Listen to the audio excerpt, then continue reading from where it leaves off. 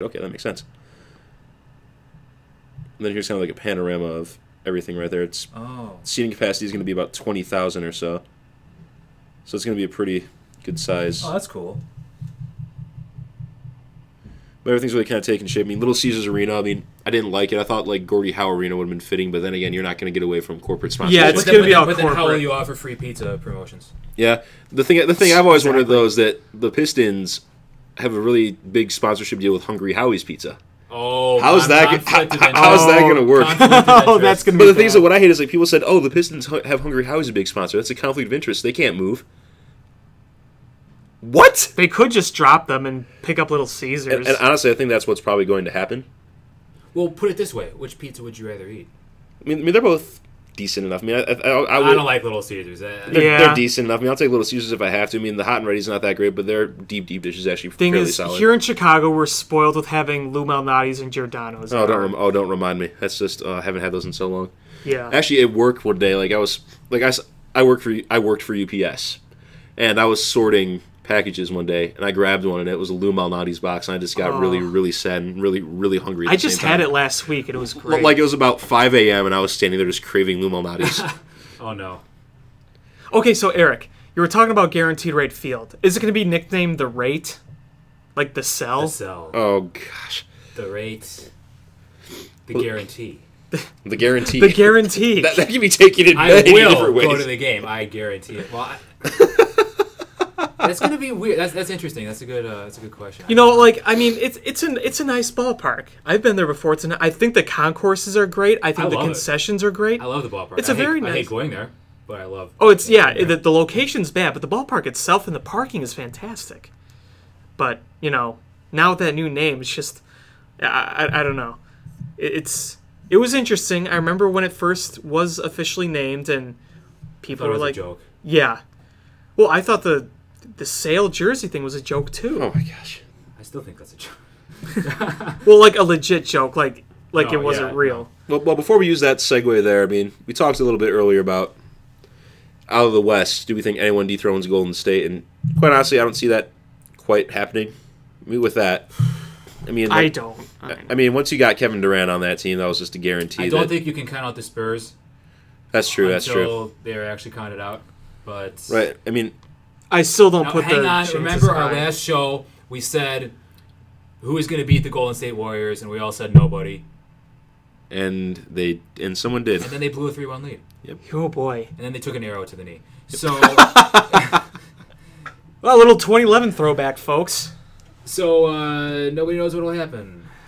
I mean, the Spurs still have some good pieces on that They're team. still the Spurs. I mean, Kawhi's still there. I mean, Popovich is still there, which is the biggest They thing. can still find a way. I mean, Ginobili is still somehow playing at age like 45. yeah. I mean, he's like 38 or so, but still. that's still. I mean, then they signed Paul Gasol as a guy to kind of supplement You know Duncan's loss. what's funny about that? They've got Pau Gasol and David Lee at center now, and they're still really good defensively. Yeah. How? I mean, and then Aldridge is coming into his own as well, which has been. It's that Popovich magic, man. It's that Popovich magic. I don't know. I can't see. I mean, like I said, I don't know, but it's hard for me to see anyone else but the Cavs and Golden State in the finals. I mean, I was gonna say with the West, you at least have a couple of contenders that could maybe knock them off. But in the East, you No. look at it, no one's getting past Cleveland. Unless LeBron and Kyrie Irving all get together and they tear their ACLs together. But I don't see that happening. Nah. I mean, like no other team. Like Toronto was the only one that I think that really would have a real shot. But even then, Whenever they've Toronto not. goes head to head with Cleveland, they always get destroyed. Yeah, they just didn't look good. I mean, they lose in the playoffs, period. So, I mean, But not with that, and we kind of talked about Chris Sale cutting up jerseys, but now we can kind of segue a little bit into more baseball talk. oh, my favorite. Because quite a bit has happened with that, just overall everywhere, since we've last done anything. Mm-hmm. With that, What happened in baseball again? I don't think I heard. I don't know, I thought I heard something like about 118 years of futility, like 108 years. 108 years of futility. Finally There's a goat that just was killed, and there was So he's 108 years old. rip. I need that goat's secret of life. Like 108 years, man. Bad baseball. Technically 70. the curse has only might been be in for that. alive since 1945, but you know that's a whole other story. But I mean, that World Series is considered one of the best of this generation's, and I can see why. It was a 7-game series and a game 7 that was Like that was probably mind-boggling crazy. like quite honestly, that was probably the best World Series matchup that could have happened out of that. Except for maybe Boston and Chicago, because you would have had like two of the most historic franchises going that against could be each other. this coming year. Now that they got Chris Sale, that very well could be. It could be. But with that, you had the longest streak against the second longest streak. The only way it could have been more fitting is if the Cubs would have had the home field. It would have been great to see them end it at Wrigley, end that streak at Wrigley. It's a good thing, it's a good thing you have the All-Star game deciding that, right? Not anymore. I mean, They just got rid of that. I mean, last year showed how much of a fault that can be. Good yeah. timing. They probably looked at it and said, "Well, Well, that was kind of done by Bud Selig, like as an emergency like pull, because in 2002 they tied it at Miller Park. He's like, "Oh, it should count for something." It's like after 2002, like he basically had to make a change to it, or else Right. the fans would have gone French Revolution style. The on first ever counted All-Star game was on the Chicago South Side, which is where the All-Star game started. Not the same ballpark, but Well, the White Sox hosted both. the same square mile. Well, literally the same like plot. I mean, the parking lot was Comiskey Park, so Yeah, I remember. Then I remember 2 years later, I came to Detroit. I still remember watching that game. I actually went to the tail end of the Futures game there, and I saw the celebrity softball game. I still remember that. I had the lanyard for that I used at college for my first 2 years. I hope it comes back to collectible. Wrigley soon. I forget what I did with it though. I still have it somewhere. But I mean, it was a lot of fun. I mean, I'd love to see the All-Star game come back to Detroit. I don't think it will because there's so many other nice new parks for it to go to. I think Comiskey's a nice, or not Comiskey. Comerica's a nice park though. It is. I mean, if I had to choose like a stadium to have my team play its home games at, Comerica would definitely be in the top 10 out of all of them that I've seen in the majors. Hit a lot of triples. Yeah. Triples Alley. I mean, because PNC Park is absolutely beautiful. That Let's is not an say that. amazing Nationals park. Park looks great. Camden Wow. Yards is one that people always speak glowingly of. And Wrigley post renovation, I've not been there yet, but I want to. It's getting so much better. It really is. I mean, even when I went to Wrigley pre renovation, I mean, it was kind of a dump, but still, it wasn't awful. it's It's the people's dump. right. Right. It's a It's a classic. historic dump. That's exactly the way It's that a I talked about classic it. Yeah. ballpark. You don't go there for the amenities. You go there because it's Wrigley Field. You go Same there with for the Fenway $12 Park, beer. Oh Lord, I'm glad. which is probably going to get even higher now. I'm glad I didn't get. Hey, if we want old side, we can just go buy a case tonight. That's what I'm thinking. Did you, Eric? Did you hear about the ticket increases? I did hear about that. Yeah. No, but I'm not surprised. It's like over 20%. Yeah, it's insane. Like I knew that the prices would jump. I just didn't know how badly they would. Yeah, it's pretty ridiculous how It's much. funny. They jump. It's funny though because they know they can do that and get away with it. They're going to sell out every game. They're going to. Yeah. Which is unfortunate because I'd love to come down this summer and try to get to a game, but if You get it's to drive 5 hours and then get gouged on tickets. yeah, exactly. Sounds like a fun weekend. And then watch they'll lose like 13-0 or something. Yeah, exactly. I mean, I've not seen the Cubs win at Wrigley any time that I've gone. Well, you need to stay away. Well, my dad was 0-6 That this year. would be his dad. Yeah. He was yeah. 0-6, and the Cubs broke their home winning record Well, this it year. was we at first we thought it was you, Right. but then when you went with Dan, then they won, right? Right, I went with Steven, Dave, and Rob. They won. I went with Dan. They won. All the other games, including my brother's bachelor party, my dad was there. They lost Okay, so all you of narrowed them. it down to which Pat was the. It's all my dad. Okay. And the 2 games he went to without me also lost. This calendar year, I've had really good luck with going to sports games. I think the Tigers lost only one matchup that I attended, and that was against Boston. It was Porcello against Fulmer, so I was really excited for that. Fulmer shat the bed. Yeah, yeah. For lack of a better term, that's exactly what happened. And I still remember, like, me and my dad were there with a couple of friends of ours. We just sat there talking for most of the second half of the game because it got so out of hand Got so so quickly. bad. And, of course, in typical fashion, Ortiz hit a home run to the right field porch in Comerica, as he does almost every single time he played there. Well, not anymore. He's retired. Thank God. He's left-handed. And even then, like, Comerica's not a hitter's park. I mean, it's like 330, I think, down that right field line.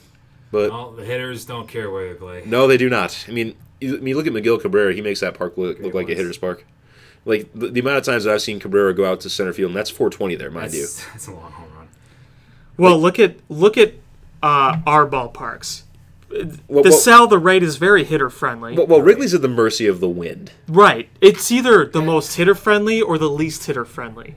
It's weird. But thinking about that, though, like, seeing how Cabrera makes a place like Comerica look so small, Can you imagine if the Rockies had somehow managed to get him in? He was playing 82 Oh my games a God. year at Coors Field. Oh my You know, it's god! funny. Here, cue up baseball reference for a second. The other day, I don't know why I was doing this. I was looking at Todd Helton's career splits. Well, never a bad idea.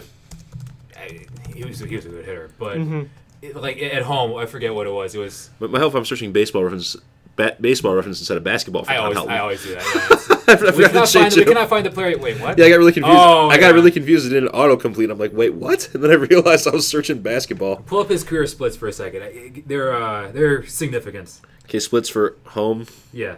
Let's see if I can find them here. I can't even imagine. Okay, career. Here we go.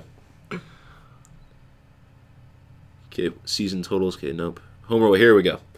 Yep. Yeah. Let's see. Home. He was a career 345 batting average. Career 441. BABIP 348.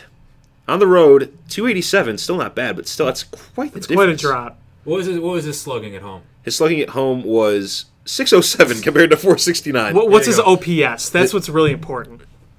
1048 to 855. Oh Yeah. Jesus! That's for a Yeah. career. Yeah. That's for a career. Jesus. So can you imagine if a guy like Cabrera, Bryant, Goldschmidt played their entire career there? Bryant hit one of the longest home runs in baseball in that park this year. Yeah. Straightaway center. Imagine playing there Cabrera every Cabrera day. hit one out of Comerica Park earlier this year. Oh yeah, I remember. I mean, that. technically, Yeah, I do too. technically it hit a concourse and bounced out, but still, to go that deep at Comerica Park, the baseball ended up. no, like out seriously, of the way. no, but seriously, if you stand on the concourse beyond center field by the statues at Comerica Park, you don't expect a baseball to hit there. No, that's very far. And Cabrera seems like one of the games I was at, I went on my birthday against the Marlins. Cabrera hit one, like, you guys have seen Comerica Park, where the outfield brick wall with the retired numbers. Yes. Yeah. He hit one off of the middle of that wall. Obviously, On a Garcia line. once hit there. Yeah, like I was I was there one time, like not 2016 but 2015. Nick Castellanos got one out there, and then Cabrera on a line. It was out in probably about 4 seconds off there and just ricocheting around the seats. It's insane what he does at Comerica Park. You know who I want to see play consistently at Coors Field? Kyle Schwarber. Oh my gosh, that wouldn't even be fair. I think people want to see Kyle Schwarber play consistently. Period. Well, But- yeah. Well, yeah. Well, if Chicago he's and healthy, their I think he ACL will. So what are they injuries, going to man. do with him then? What are they going to do with him this year? Well, I mean, he's going to mostly play outfield. So, Yeah. Well, you take the good with the bad. well, here's the thing: the Cubs have so many good defenders, and they have so much run scoring. Like a left fielder that's not as good is not going to make Yeah, you a put him in huge left. difference. That's why you put him in left. And Right. just without- Center field, you have Almora and Jay, and then you have Jason Hayward and right. So it's he's going to be switching between him and Bryant and Zobrist out there. So I mean, it's just that Zobrist may not be a regular player then with that, which is kind of interesting because it looks like Javi has earned his spot as a starting second yeah. baseman. I mean, and then defense. in left, you're going to start Schwarber as much as you can. I mean, I know the counter they gave to Zobrist wasn't too outrageous, so that's not really going to be a huge No, amount of money sitting on, not like Sandoval sitting on the bench in Boston. no, exactly. Okay, so while we're on kind of this topic, Eric, obviously you traded Adam Eaton, you guys traded Chris Sale, and you got these big-time prospects back. Does that make you more optimistic? Because if I were a Sox fan, it would make me more optimistic. That's what I wish Ken Holland would. Like, the White Sox are kind of finally doing what I wish the Red Wings would do, and that would be finally stop living in the past and full-on rebuild. Because that's what Jerry Reinsdorf has done all these That's what years. Ken Holland's doing, and I Well, hate it. They're going to lose probably 100 games next year, and I'm going to love every single one of them. It's going to be a lot of fun. Because you know it's coming. I know it's coming, and It's the 2012 Cubs did it. I embrace the tank. No, well, on one hand, I think it's the fact that Chris Sale gets traded on that insanely team-friendly deal that he had. Mm-hmm. I still don't know how they did that. That shows just a big organizational failure to have probably to have objectively the best pitcher the team has ever had in the modern era Yeah. on a team-friendly deal, and they weren't able to do anything with it. They weren't able to surround him with anything. They never had a winning season with him as a starter. Yeah, so that shows that's not good. That's boo-boo. You can't do that. But they did get the return for him. They got a nice return for Adam Eaton. So what happened. It's in the past, and I think now it shows. What makes me optimistic is that it shows a clear change in philosophy in the organization. Because I know a lot of people have been wondering, well, is Rick Hahn really making these decisions to keep all these aging players is Kenny Williams. How much influence does Kenny Williams still have? Yeah. I think now you can probably bet that Rick Hahn is they kind of took the training wheels off of him. You can say. Yeah, I think he's doing all this, frankly. Yeah, because it's completely against what the White Sox have been doing for so many years. Right. I mean, it's nothing that Williams would agree to do on his own. No, not Exactly. Williams or Reinsdorf. That's None what of I'm those saying. two. That's what I'm saying. So, that in itself, it's not the deal so much as the organizational philosophy that makes me optimistic. No, that's a great way of putting it. And you have the luxury. Chicago White Sox fans have the luxury to see how you've seen how this works. You saw the Cubs do it. You know it can work. The Cubs fans, this had never been done in the city before. We didn't know if it was going to work or not. We had to stay hopeful, but we'd never seen it before. Mm-hmm. You have the luxury of knowing that this kind of process works. Unless you're the 76ers. Well, you don't. I mean, that's a whole other sport. Yeah. You do it correctly. Beats by Schrute. And you do it without rushing anyone. That's the thing. You can't. The thing I always emphasize about these kind of rebuilds, it's really hard to put a timetable on everything because it can really vary. So as long as you take the time to make it right, that's what matters. So, True. Good for them for finally realizing that the BS, quote, rebuilds, retools every year was not working. Yeah, like I said, I'd rather root for a bad team that I at least have something to look forward to from, right, than a bad team that is supposed to be good but not. Yeah, it's there's an old adage in sports: never lose with old players. Right. Right, because you want to if you're going to be losing a lot of games, you want to at least be doing so when you're developing young talent. Right. And that's what the Sox are going to be doing this year, hopefully. And for that reason, I have no problem with the moves that they made. Right, and you're going to be like bad to tank. Yeah, no, it's being gonna be mediocre is the worst. Exactly. Going that's what nowhere. The Sox have been. Yeah. Right. Like I've always said, in sports, being mediocre is the worst. It's worse than being really bad because at least really bad could get you some results for the future. And then obviously if you're good, that's great. But being mediocre, you're stuck. I mean, the Edmonton Oilers right now are the example of that. And also, I'm feeling really, really bad because I'm coming to the realization that the Detroit Red Wings are the Chicago White Sox of the NHL. Welcome to hell. And kind of the Bulls. Welcome, yeah. Yeah, for the first time in my life, I'm looking at hockey purgatory, and it's really not pleasant. Enjoy your stay. It's going to be a while based on what Ken Holland does. God.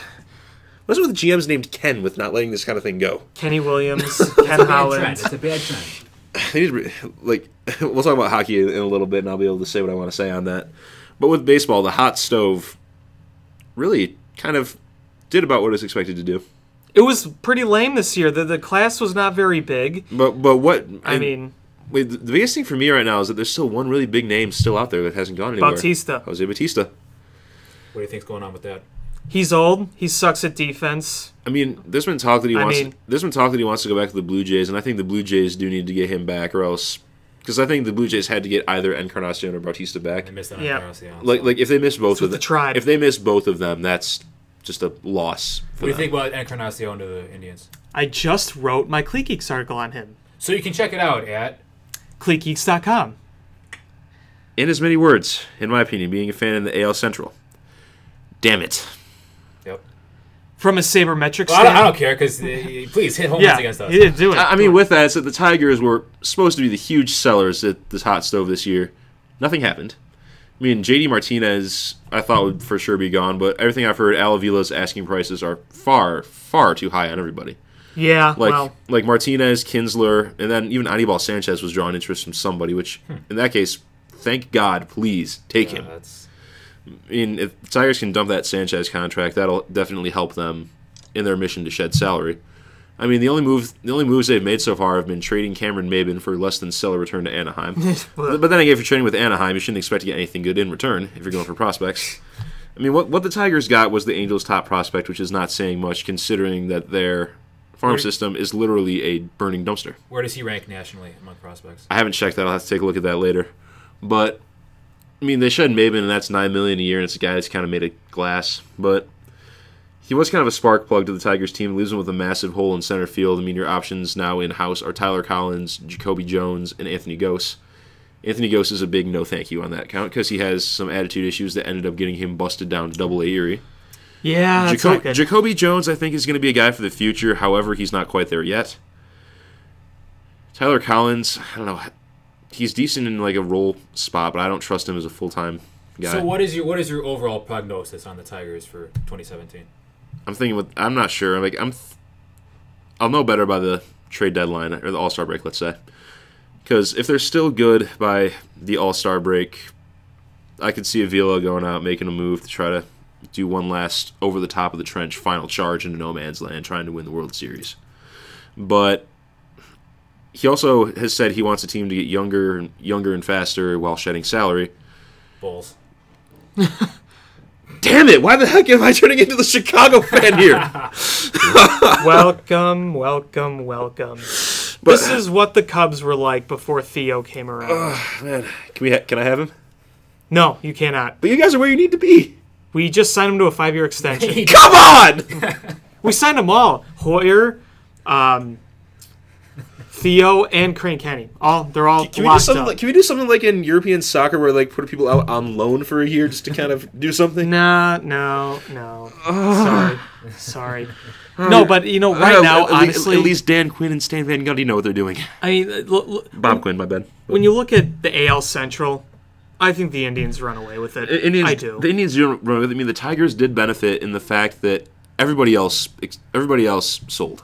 I mean, the Twins still have nowhere to go, so they didn't really do much at all. I mean, the Tigers kind of ended. What are the Twins doing? I have heard the Twins. I have heard talk about the potential of them dealing Brian Dozier to St. Louis. I read that. Oh, I hope not. I mean, I would hope not there because if he does, have fun. The dude is a fantastic ball player. First, let me say. That's going to be the NL Central is going to literally be between the Cardinals and the Cubs. I mean, because the Pirates are still. The Pirates are a mess. I mean, The like Pirates are a mess. I wouldn't be surprised to see McCutcheon gone from there. Oh yeah, before at the deadline, but the Brewers suck. The Reds suck. Right. There you go. It's going to be Cubs Cardinals. I mean, with the Central, the Royals sold. The White Sox very obviously sold. The Twins suck. The Twins didn't do too much. I mean, the Tigers benefited in that, but I mean, they also said they're open to moving Cabrera and Verlander. I don't see that happening because I think both guys are first off too big of contracts to move anywhere. Right. And second off, I think they have too much loyalty to the team, especially Verlander. Loyalty will get you in trouble in sports. We did discuss that, but I still don't see Verlander going anywhere with that. Someone brought up, what about the Cubs trade for Verlander, which to me would make no sense. Why would you do that? The Cubs do realize they'd have to give the Tigers basically like Bryant or Schwarber in that kind of exchange. They'd have to give him Almora, Schwarber, Eloy Jimenez, and probably Ian Happ. Why would they do that? Like that just makes no sense, and that's why. I mean, personally, I never wanted to trade for Sale because we would have to give up too much. Personally, that wouldn't be an awful return, but still, it'd just be so hard to see Verlander go. I mean, because he's still good. But I mean, the only team I heard with any kind of interest in Verlander was the Dodgers. But as soon as that was reported, it more or less died down. The Dodgers are literally on everyone until they re-sign their guys. Because they had a lot of free agents from last year who they re-signed. I know the Astros also said they were interested in Cabrera, but nothing has happened with that. I mean, because Cabrera's contract is too big, and also full no-trade clauses. They have the lineup. They don't have the arms. And I mean, Houston does have Keuchel, but he was awful last year. I mean, and that's about it. I mean, I don't see Keuchel staying awful though. But they need depth. They don't have the depth. Pitching depth is essential. You can't rely on one. Right. I think Houston knows that they need to work on that, and I think they will. But I mean, the Tigers did benefit. And first off, they already had a hard enough time beating Cleveland last year. Now you add Encarnacion to the mix. That's just a nightmare. Well, like I said, he gives the home run power. He's good at that. He's not a good defender at all. His advanced metrics in defense are horrifying. I mean, more or less, I think he will probably be used as a DH. I know that's what he did a lot in Toronto. Well, he might be. He's probably replacing Napoli. Right, which I mean, because at first, so. Oh, because I know Santana also played some first base, which is what. Well, that's why I said part-time DH, part-time first baseman. So. Right, and I mean, we'll see how that works. I mean, that definitely makes them more dangerous. Just imagine if they could have gotten Lucroy last year, and then they would have added in Encarnacion. Lucroy. Oh no, I don't want to go to Cleveland. They make it to the World Series, and he goes to the Rangers, and they get swept. Which kind of surprised me, to be quite honest. Weasel. But what's so good about Cleveland? I don't know. Joakim Noah. Yeah. Nobody got that. That's I'm not thinking. I mean, honestly, I just kind of dislike the whole state of Ohio. I mean, Cedar Point's great, but I've known a lot. I've known quite a few people from Ohio, none of whom I've cared too much for. Nah. No, that and the whole state is just like boring. Yeah, it really is. It really is. But I don't know. The Tigers were.